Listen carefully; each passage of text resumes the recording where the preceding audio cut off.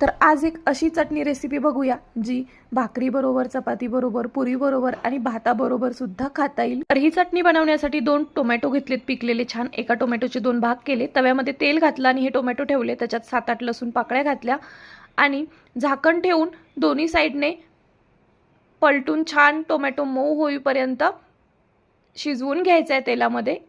Tomato छान मऊ झाले की गॅस बंद करायचा। थोडंसं कोमट झालं की टोमॅटोवरची साल काढून घ्यायची आणि आता खलबत्त्यावरच्या दगडाने हे छान ठेचून घ्यायचं। याच्यामध्ये मीठ घालायचं ठेचते वेळी।